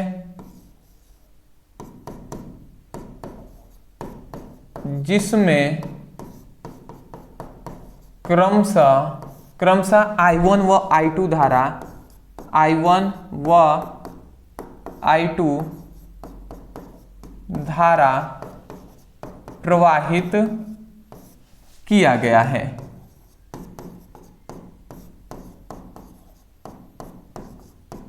ठीक है ना। जिनके बीच की दूरी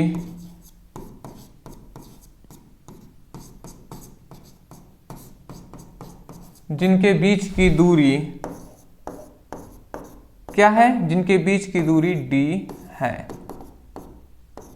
ठीक है, इतनी बात आप लिख लेंगे। उसके बाद सबसे पहले हम ये गणना करेंगे। क्या गणना करेंगे कि ये जो हमारा ये एक धारावाही चालक है, तो धारावाही चालक पर लगने वाले चुंबकीय क्षेत्र की तीव्रता की गणना करेंगे। मतलब धारावाही जब धारा हमने प्रवाहित किया है तो इसके कारण उत्पन्न चुंबकीय क्षेत्र की गणना करेंगे। जाहिर सी बात है कि ये एक चालक है, इसमें हमने धारा प्रवाहित किया तो विद्युत क्षेत्र के साथ साथ चुंबकीय क्षेत्र भी उत्पन्न होता है, ये हम जानते हैं। तो मान लेते हैं ये चुंबकीय क्षेत्र उत्पन्न हुआ।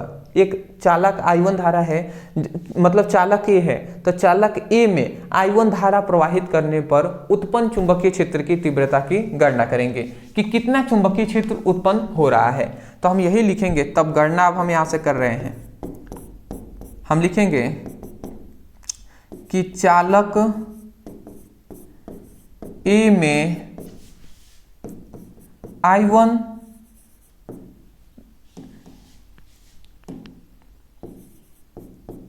धारा, चालक ए में I1 धारा प्रवाहित करने पर उत्पन्न चुंबकीय क्षेत्र की तीव्रता, चुंबकीय क्षेत्र की तीव्रता। ठीक है ना। तो चालक ए में I1 धारा प्रवाहित करने पर उत्पन्न चुंबकीय क्षेत्र की तीव्रता की हम गणना करेंगे। तो हम क्या जानते हैं जी कि चुंबकीय क्षेत्र की तीव्रता B इक्वल टू, वो हम क्या जानते हैं कि चुंबकीय क्षेत्र की तीव्रता B equal to mu naught by 4 pi और 2I बाई R होता है। तो 2I मतलब कौन सी हम धारा प्रवाहित कर रहे हैं? चालक एक में I1 धारा कर रहे हैं ना, तो 2I1 हम लिख दिए और R होता है नीचे, R मतलब दूरी। तो इन दोनों प्लेटों की, दोनों चालकों के बीच की दूरी D है, तो D हमने लिख दिया। तो ये हमारा क्या हो जाएगा जी? ये हमारा क्या हो जाएगा? विद्युत क्षेत्र की, चुंबकीय क्षेत्र की तीव्रता की हमने सबसे पहले चुंबकीय क्षेत्र की तीव्रता की गणना कर लिया, इसको समीकरण फर्स्ट मानते हैं कि इस चालक ए में I1 धारा प्रवाहित करने पर उत्पन्न चुंबकीय क्षेत्र की तीव्रता की गणना ये हमने कर लिया। अब दूसरा हम क्या करेंगे, अब दूसरा हम ये करेंगे कि देखिए ये चुंबकीय क्षेत्र जैसे उत्पन्न हुआ है, तो चुंबकीय क्षेत्र के कारण इस चालक बी पर भी एक क्या लगेगा, एक बल लगेगा। तो अब इसकी गणना करेंगे। तो हम ये ज्ञात करते हैं, दूसरा अब हम ये ज्ञात करेंगे कि चालक बी पर लगने वाला बल, चालक बी पर लगने वाला बल की गणना कर लेंगे। तो बल बराबर क्या होता है, एक फॉर्मूला हम ये भी जानते हैं कि I square L B sine theta, ये हम जानते हैं I square L B sine theta. मतलब जो क्या हम जानते हैं, जो बल बराबर I स्क्वायर नहीं ना होगा जी, साइन थीटा ये नहीं, हमने जो पढ़ा था तो उसमें चालक धारा के लिए फॉर्मूला पढ़ा था, I L B sine theta पढ़ा था ना, ये पढ़ा था हमने, I L B sine theta पढ़ा था। तो आई स्क्वायर ये शायद नहीं होगा। देखिए हमने जब पढ़ा था ना, ठीक है, तो आप देखिएगा बल के लिए हमने फॉर्मूला पढ़ा था कि I L B sine theta, ये हमने पढ़ा था। तो चालक बी पर लगने वाला जो बल होगा वो क्या हो जाएगा, तो ये बल F इक्वल टू क्या हो जाएगा, I L B sine theta हो जाएगा, ये हो जाएगा। परंतु एक बात याद रखेंगे, I L B sine theta होता है, परंतु चालक बी में I2 धारा प्रवाहित किया गया है, तो इसीलिए चालक बी में I2 धारा प्रवाहित किया गया है, इसीलिए हम I2 लिखेंगे, I2 L B sine theta लिख देंगे। तो ये हमारा बल की गणना हो गया जी, ठीक है ना। सबसे पहली बात बी की हमने गणना किया, चुंबकीय क्षेत्र की तीव्रता का।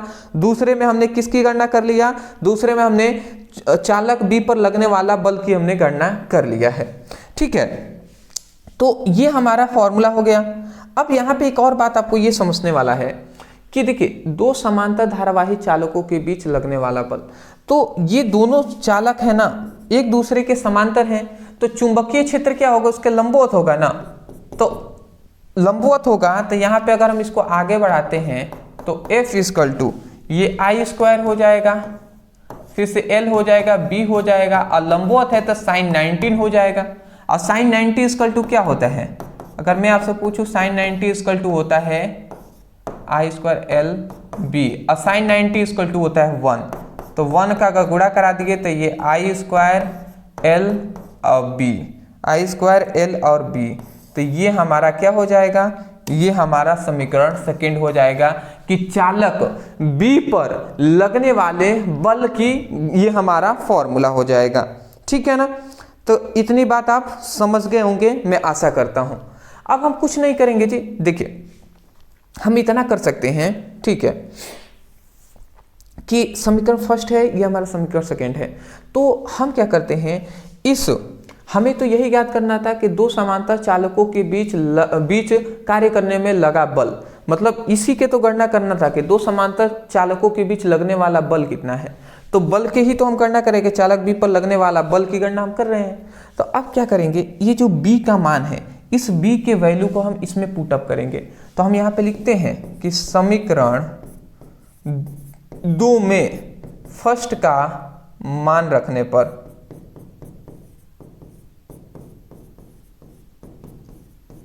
ठीक है, रख देते हैं जी।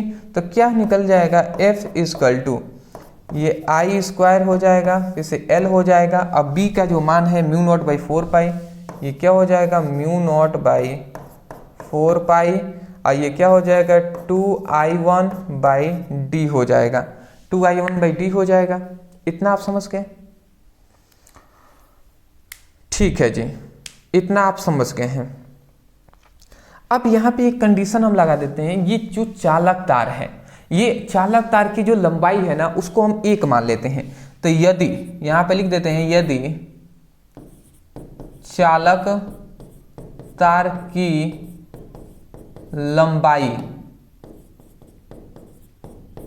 इकाई हो, यदि चालक तार की लंबाई इकाई हो, मतलब L का जो मान हो वो यदि 1 हो, ठीक है ना, L का मान यदि 1 होगा तो उस समय पे क्या हो जाएगा जी, यदि चालक तार की लंबाई क्या है 1 होगा तो उस समय पे देखिए क्या हो जाएगा, F, ये F है तो F लिख दिया, ये I2 है तो I2 लिख दिए, ठीक है ना।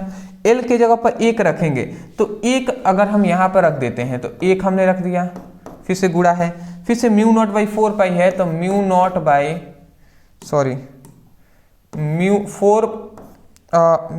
फोर पाई है ना, सॉरी ये 4 पहले हटाना पड़ेगा, म्यू नॉट बाई 4 पाई हो जाएगा और ये 2I1 बाई डी हो जाएगा, ये हमने लिख दिया। अब समझिएगा ये 1 इसमें गुणा होगा तो वो कोई मतलब ही नहीं है इस 1 का, तो इस म्यू नॉट बाई 4 पाई को पहले लिख देते हैं। तो म्यू नॉट बाई 4 पाई को अगर हम पहले लिखते हैं, समझिएगा म्यू नॉट बाई 4 पाई को पहले लिखते हैं तो F का जो मान आएगा ये म्यू नॉट बाई 4 पाई, ये पहले लिख दिए। और उसके बाद ये क्या हो जाएगा, 2I1 है और ये I2 इसमें गुणा हो गया तो I2 हो जाएगा और नीचे क्या हो जाएगा, D हो जाएगा। तो ये हमारा हो गया जी, सॉरी ये हमारा फॉर्मूला हो जाएगा, देख लीजिए। तो ये हमारा क्या हो जाएगा, उत्तर हो जाएगा, प्रूव्ड हम यहाँ पर लिख दे रहे हैं। यही हमारा क्या हो जाएगा कि दो समांतर धारावाही चालकों के बीच कार्य करने में लगा बल की गणना, ये हो गया F = mu naught by 4 pi 2I1 I2 by R square, जहां पर म्यू नॉट बाई 4 पाई का मान 10⁻⁻7 होता है, ये तो बात आपको पता ही है, स्क्रीनशॉट आप ले लीजिए, ठीक है ना। अच्छी बात है जी, दिखाई दे रहा है, ठीक है। देखिए अभी तक हमने 4 डेरिवेशन को किया है, 5वां हमारा इंपॉर्टेंट डेरिवेशन आता है। ये एक डेरिवेशन नहीं, एक इंपॉर्टेंट टॉपिक है जो है ट्रांसफार्मर, इसको हम देख लेते हैं। उसके बाद अभी बहुत सारी डेरिवेशन को हम बताएंगे आपको, ठीक है ना। देखिए ट्रांसफार्मर की रचना कार्यविधि का वर्णन कीजिए और इसमें पटलित लोहे की क्रोड का क्या महत्व होता है, ठीक है ना, ये हमें बताना है। ये पटलित यही लोहे का क्रोड है, चलिए कोई दिक्कत नहीं है, हम बताते हैं आपको। सिंपल सी बात है, यहाँ पे कुछ नहीं, आपको ट्रांसफार्मर के बारे में जितना पता है, ट्रांसफार्मर क्या है, ठीक है, ट्रांसफार्मर की रचना क्या है, सिद्धांत क्या है, इसकी कार्यविधि क्या है, ठीक है, इसके प्रकार कितने होते हैं, वो सब आपको बता देना है, ठीक है ना। क्योंकि ये क्वेश्चन इसी प्रकार नहीं, लगभग मैंने देखा है 10 प्रकार से ये क्वेश्चन पूछा गया है, इसी क्वेश्चन को घुमा घुमा कर पूछा जाता है, तो सब हम डिटेल में एक्सप्लेन कर लेंगे। सबसे पहली बात हम ये जानेंगे ट्रांसफार्मर होता क्या है, ठीक है ना।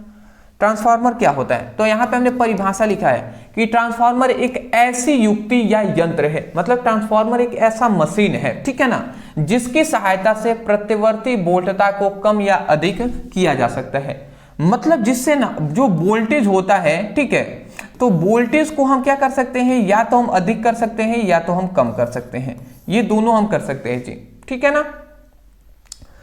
तो इतनी बात आपको समझ में आ गया ना, कि जिसकी सहायता से प्रत्यवर्ती जो वोल्टेज होता है, वोल्टता होती है, उसको हम कम कर सकते हैं या अधिक कर सकते हैं, ठीक है ना। जैसे कि आपके घर में विद्युत जो आ रही है, जो लाइट आ रही है, ठीक है ना, तो मान लेते हैं आपके घरों में इलेक्ट्रिसिटी आ रही है, तो आप देखेंगे कभी जो बल्ब होता है वो कभी डाउन, मतलब थोड़ा सा धीमा जलता है, या कभी कभी थोड़ा सा अच्छा, मतलब हम कह सकते हैं बल्ब ज़्यादा प्रकाशित करता है। तो हम कहते हैं कि जब धीमा बल्ब जल रहा है तो हम कहते हैं कि जो क्या है इलेक्ट्रिसिटी है वो कम आई हुई है। तो कम आने का मतलब क्या है कि प्रत्यवर्ती जो वोल्टता है वो कम हो गई है, ठीक है ना। तो वही कह रहा है कि ट्रांसफार्मर की सहायता से क्या कर सकते हैं, प्रत्यवर्ती वोल्टता को या तो हम कम कर सकते हैं या अधिक कर सकते हैं। इतनी बात समझ के अच्छी बात है।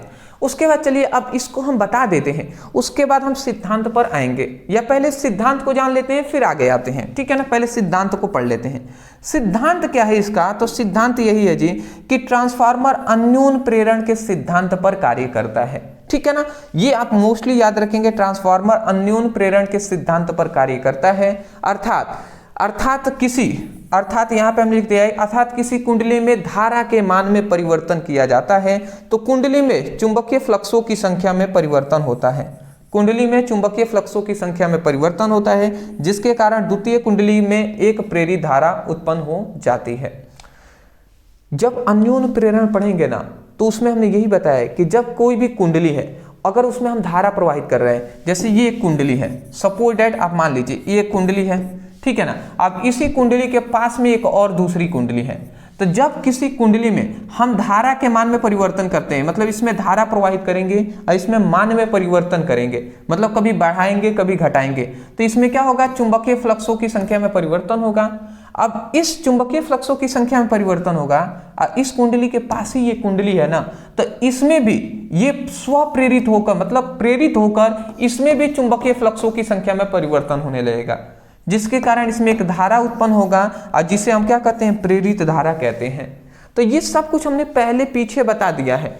तो मोस्टली मैं यही कहूंगा, इतनी बात आप याद रखेंगे कि ट्रांसफार्मर अन्योन्य प्रेरण के सिद्धांत पर कार्य करता है, अर्थात जब, मतलब यहाँ पे याद रखेंगे कि किसी कुंडली में धारा के मान में परिवर्तन किया जाता है, कोई भी कुंडली है उसके धारा के मान में परिवर्तन करेंगे, घटाएंगे बढ़ाएंगे, तो चुंबकीय फ्लक्सों की संख्या में परिवर्तन होगा, जिसके कारण द्वितीय कुंडली में एक प्रेरित धारा उत्पन्न हो जाएगी। जैसे कि यहाँ पे मैं समझा रहा हूँ, जैसे ये देखिए, ये लोहे का पटलित क्रोड है, ठीक है ना, लोहे का क्या है, पटलित क्रोड है।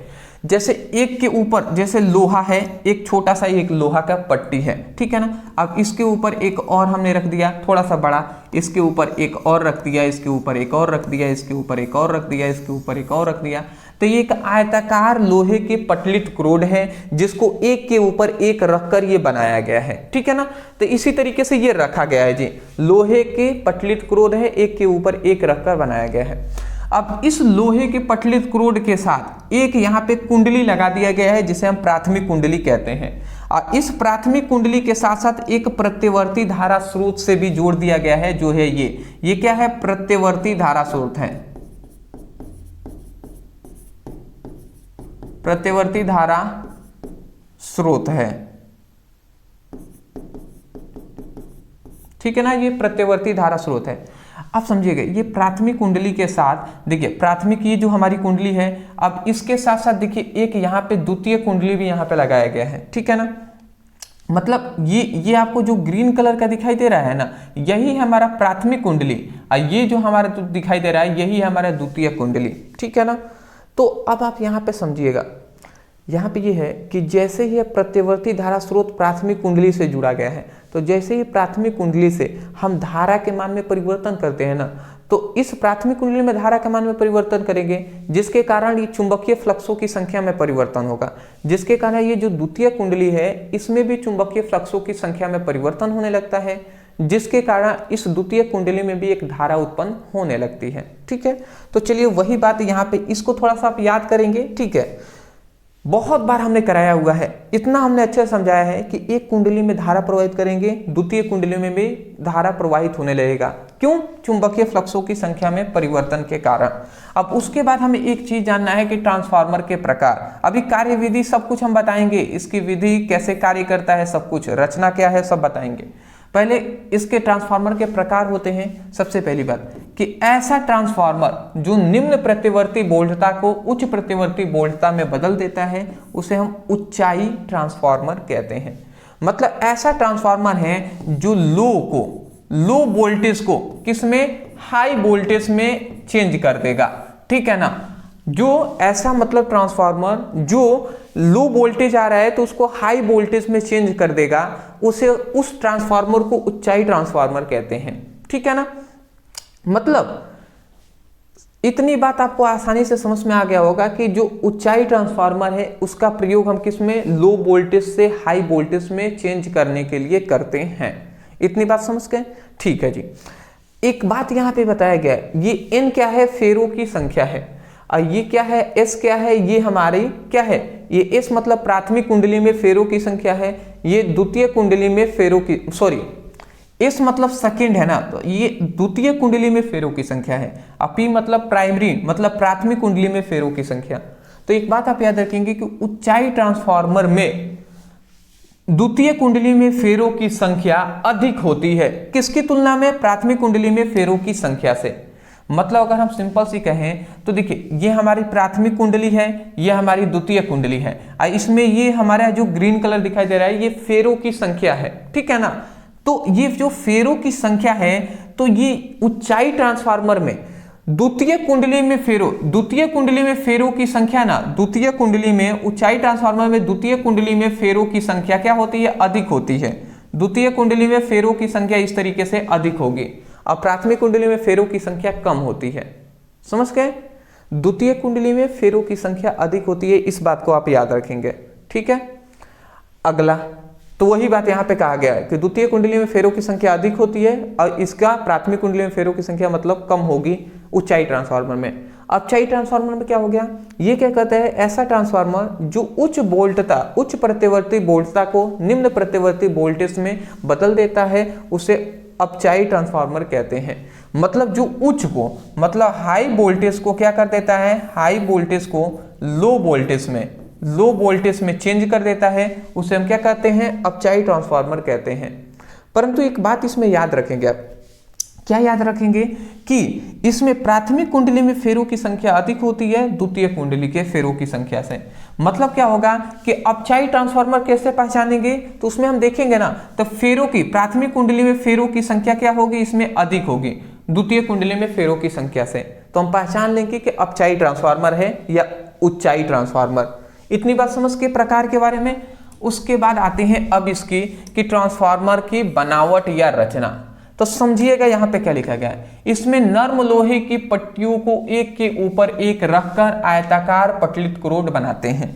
देखिए सबसे पहली बात, इसमें नर्म लोहे की पट्टियों को एक के ऊपर एक रखकर आयताकार पटलित क्रोड बनाते हैं। मतलब इसमें नर्म लोहे की पट्टियों को एक के ऊपर एक इस प्रकार रखकर आयताकार पटलित क्रोड बनाते हैं। देखिए आयताकार पटलित क्रोड बनाते हैं, तो इतनी बात आप समझ गए, वही रखा गया है एक के ऊपर एक। तथा इसमें क्या कहते हैं, तथा तांबे के तार को लपेटकर दो कुंडलियां बनाई जाती हैं। तथा इसमें हम क्या कर देते हैं, इसमें तांबे के तार को इसमें लपेटकर, इसमें हम क्या करते हैं, इसमें तांबे के तार को लपेटकर इस प्रकार और दो कुंडलियां हम इसमें बना लेते हैं। इस प्रकार तांबे के तार को लपेटकर इसमें दो हम कुंडलियां बना देते हैं, ठीक है ना। और एक को प्राथमिक कुंडली, ठीक है, आप समझिएगा, तांबे के तार को लपेटकर दो कुंडलियां बनाते हैं। प्राथमिक कुंडली को प्रत्यवर्ती वोल्टते स्रोत से जोड़ देते हैं। ये जो प्राथमिक कुंडली है ये द्वितीय कुंडली है, प्राथमिक कुंडली को प्रत्यवर्ती धारा स्रोत AC से हम जोड़ देते हैं, ठीक है। यही तो बात है जी, और वही तो उसमें किया गया है, ठीक है ना। तो आशा करता हूँ आप समझ रहे होंगे, तो इसीलिए हमने इस तरीके से बता दिया जी। ये चलिए इसका भी काम पड़ेगा, इधर आ जाते हैं। देखिए वही बात यहाँ पे लिखा गया है कि इसमें नर्म लोहे की धातु के प्लेट को एक के ऊपर एक रखकर आयताकार पटलित क्रोड हम बनाते हैं, जिसमें धातु को, नर्म लोहे की जो धातु है उससे दो हम कुंडली बनाते हैं, ठीक है ना। एक है प्राथमिक कुंडली, एक है द्वितीय कुंडली, ठीक है ना। और प्राथमिक कुंडली को प्रत्यवर्ती धारा स्रोत से जोड़ देते हैं, जो कि यहाँ पे किया गया है, वही बात वहाँ पे बताया गया है। उसके बाद फिर से कह रहा है अब इसकी कार्यविधि में आप क्या नॉर्मल लिखेंगे कि जब प्राथमिक कुंडली में प्रत्यवर्ती वोल्टता से जोड़कर धारा प्रवाहित करते हैं। मतलब ये जो हमारी प्राथमिक कुंडली है इसमें प्रत्यवर्ती धारा स्रोत से जोड़कर इसमें हम क्या करेंगे, धारा प्रवाहित करेंगे। इसमें हम धारा प्रवाहित करते हैं तो क्या होता है जी, तो चुंबकीय फ्लक्सों की संख्या में परिवर्तन होता है। तो इसमें क्या होगा, चुंबकीय फ्लक्सों की संख्या में परिवर्तन होगा, जिसके कारण क्या होता है, उसके पास रखे द्वितीय कुंडली में भी प्रेरित धारा उत्पन्न हो जाता है, जिसके कारण उसके पास रखे द्वितीय कुंडली में भी ना चुंबकीय फ्लक्सों की संख्या में परिवर्तन होगा, जिसके कारण इसके पास रखे द्वितीय कुंडली में भी एक धारा, प्रेरित धारा उत्पन्न हो जाती है। तो यही तो बात कहा गया है। देखिए एक दो बार पढ़ेंगे ना, समझेंगे, सब याद हो जाएगा, ठीक है। ये कुल बनाने की जरूरत नहीं है। तो आशा करता हूं कि आपको मतलब समझ में आ जानी चाहिए, उतना मैंने समझाने का प्रयास किया हुआ है। तो इसका सबसे पहले तो आप स्क्रीनशॉट आप ले लें, पहले इसका ले लीजिए, ठीक है, इसका ले लीजिए, इसका ले लीजिए, ठीक है, ले लीजिए, बहुत बेहतर जी। तो अभी तक हमने आपको क्या कराया, अभी तक हमने 5 आपको इंपॉर्टेंट, जो मुझे लगता था कि बहुत ज्यादा इंपॉर्टेंट है, उसको हमने कराया है आपको डेरिवेशन।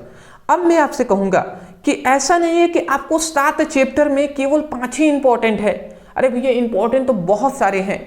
मैं ये कह रहा हूं कि अगर आपने कुछ भी नहीं पढ़ा है तो कम से कम ये 5 जो डेरिवेशन है इसको आप जरूर कर लीजिएगा तैयार। और उसके बाद अगर आप अच्छा नंबर लाना चाहते हैं, बिल्कुल रिस्क नहीं लेना चाहते हैं, तो इन सभी डेरिवेशन जो कि मोस्ट इंपॉर्टेंट ये सभी हैं, इसको आपको तैयार करना है। कौन कौन सा है जी? सबसे पहले यहाँ पे हम लिख दिए हैं कि वृत्ताकार धारावाही कुंडली के केंद्र पर उत्पन्न चुंबकीय क्षेत्र का व्यंजक का निगमन कीजिए। पहला हो गया। दूसरा यहाँ पे 7वां है कि किसी विद्युत द्विध्रुव के कारण निरक्षीय स्थिति के किसी बिंदु पर विद्युत क्षेत्र की तीव्रता का व्यंजक प्राप्त कीजिए। मतलब वैद्युत द्विध्रुव के निरक्षीय स्थिति पर विद्युत क्षेत्र की तीव्रता ज्ञात करना है। अच्छी स्थिति पर कराया है, निरक्षीय स्थिति पर ज्ञात करना है। अगला हमने कह दिया है कि वैद्युत द्विध्रुव के कारण अच्छी स्थिति के किसी बिंदु पर वैद्युत विभव का व्यंजक ज्ञात करना है। यहाँ पे निरक्षीय स्थिति पर विद्युत क्षेत्र की तीव्रता ज्ञात करने को कहे हैं, और यहाँ पे अच्छी स्थिति पर वैद्युत विभव का व्यंजक ज्ञात करने को कहे हैं। ठीक है ना, ये भी इंपॉर्टेंट है। अगला हमारे यहाँ पे कह रहे हैं कि गॉस के प्रमेय का अनुप्रयोग का व्यंजक प्राप्त कीजिए। गॉस के अनुप्रयोग होते हैं, 3 अनुप्रयोग होते हैं। एक होता है कि अनंत लंबाई के एक चालक तार है तो इसके कारण क्या होता है, विद्युत क्षेत्र की तीव्रता की गणना करना है इसके चारों ओर। एक होता है कि आयताकार यदि चालक तार है तो उसके लिए हम विद्युत क्षेत्र की तीव्रता की इस प्रकार गणना करते हैं। ठीक है ना। एक होता है कि गोलीय चालक तार है तो उसके लिए विद्युत क्षेत्र की तीव्रता। तो गॉस के प्रमेय का 3 अनुप्रयोग होता है, उसको आप जरूर तैयार कर लेंगे। ठीक है, इंपॉर्टेंट है, अलग अलग नामों से पूछा जाता है। गॉस के प्रमेय का अनुप्रयोग नहीं कहेगा, ऐसे ही डायरेक्ट आपसे पूछेगा। तो आप मैं बताऊंगा अभी कैसे ये सभी पढ़ सकते हैं। अगला आता है वैद्युत द्विध्रुव के कारण निरक्षीय स्थिति के किसी बिंदु पर वैद्युत विभव। देखिए अच्छी स्थिति पर वैद्युत विभव, फिर से निरक्षीय स्थिति पर वैद्युत विभव, ये आपको तैयार करना है। फिर से धारावाही परिनालिका के लिए स्वप्रेरकत्व की गणना आपको क्या करना है। फिर से प्रतिवर्ती धारा का वर्ग माध्य मूल मान का व्यंजक प्राप्त करना है। फिर से एलसीआर संयोजन के लिए श्रेणी क्रम अनुनादी परिपथ बनाइए तथा इस परिपथ में अनुनादी आवृत्ति की सूत्र प्राप्त कीजिए। तो ये आपको तैयार करना है। तो ये हमारे जो हो गए, ये सभी आपको तैयार करना है। कैसे आप तैयार कर पाएंगे पहले मैं बता दे रहा हूं। देखिए अगर मान लेते हैं ये टॉपिक पढ़ना है, सब हमने लगभग कराया हुआ है। यहाँ पे वृत्ताकार धारावाही कुंडली के केंद्र पर उत्पन्न चुंबकीय क्षेत्र की तीव्रता, चुंबकीय क्षेत्र का व्यंजक, इतना मतलब यहां से लेकर इतना आप लिख लेंगे यूट्यूब पर और ब्रदर सर लिखकर सर्च कर लीजिएगा, वीडियो आपको मिलेगा, पढ़ लेंगे, आपका काम कंप्लीट हो जाएगा। 5 नंबर में सभी पूछे जाते हैं, 5-5 नंबर। अगर आपको पढ़ना है निरक्षीय स्थिति पर विद्युत क्षेत्र की तीव्रता, तो लिखिए निरक्षीय स्थिति पर विद्युत क्षेत्र की तीव्रता, ब्रदर सर वीडियो मिल जाएगा। अच्छी स्थिति पर विद्युत विभव, ब्रदर सर वीडियो मिल जाएगा। निरक्षीय स्थिति पर विद्युत विभव, ब्रदर सर वीडियो मिल जाएगा। गॉस के प्रमेय का अनुप्रयोग, ब्रदर सर वीडियो मिल जाएगा। पुरानी वीडियो मिलेगी जिसमें हमने तीनों एक ही वीडियो में करा दिया है, उसको पढ़ लीजिएगा। फिर से आता है धारावाही परिनालिका के लिए स्वप्रेरकत्व का व्यंजक, तो लिखिए धारावाही परिनालिका पर स्वप्रेरकत्व की गणना, ब्रदर सर वीडियो मिलेगा। प्रतिवर्ती धारा का वर्ग माध्य मूल मान का व्यंजक, यहां तक लिखने के बाद ब्रदर सर वीडियो मिल जाएगा। ये हमने नहीं कराया है, इसको आप पढ़ लीजिएगा, बेटर रहेगा जी। ठीक है ना। कैसे पढ़ेंगे, बहुत सारे यूट्यूब पे टीचर हैं, उनसे आप पढ़ सकते हैं। बहुत ही बेहतर तरीके से सभी टीचर पढ़ाने का प्रयास करते हैं। ठीक है ना। तो आप किसी से भी पढ़िए, कोई दिक्कत वाली बात नहीं है दोस्त। ठीक है, तो ऐसे आप पढ़ाई कीजिए, क्योंकि अभी आपको कहीं से जो भी मिले वो पढ़ना है, मन लगाकर पढ़ाई करना है। देखिए हमने आपको इंपॉर्टेंट जो परिभाषाएं बताई हैं संपूर्ण किताब के 50, फिर से इंपॉर्टेंट 15 नियम भी हमने बताया हुआ है, जिसमें किरचॉफ का नियम है, व्हीटस्टोन सेतु का सिद्धांत है, एम्पियर का परिपथी नियम, बायो-सेवर्ट का नियम, बहुत सारे नियम बताए हैं। तो यदि आपने नहीं पढ़े हैं तो सबसे पहली बात तो मैं कहूँगा डिस्क्रिप्शन बॉक्स में लिंक है, तो आप जाइए उस पर क्लिक करके दोनों आप पढ़ाई कर सकते हैं। या आपको नहीं पता तो मैं आपको सुबह में मैं जल्द से जल्द इन सभी को फिर से अपलोड कर दूंगा वीडियो, तो आप उसको देख लीजिएगा, जिसमें पहले हम 50 इंपॉर्टेंट जो आपके संपूर्ण किताब के जो आपके परिभाषाएं हैं, जो टॉपिक है उसको कवर कराएंगे। फिर से इंपॉर्टेंट जो नियम है 5-5 नंबर में पूछे जाते हैं उसको हम कराएंगे। पूरा जी जान लगा देना है दोस्त, और मन लगाकर हमें पढ़ाई करना है। ठीक है ना। चलिए दोस्त, thank you so much video देखने के लिए और सब्सक्राइब करने के लिए। Thank you.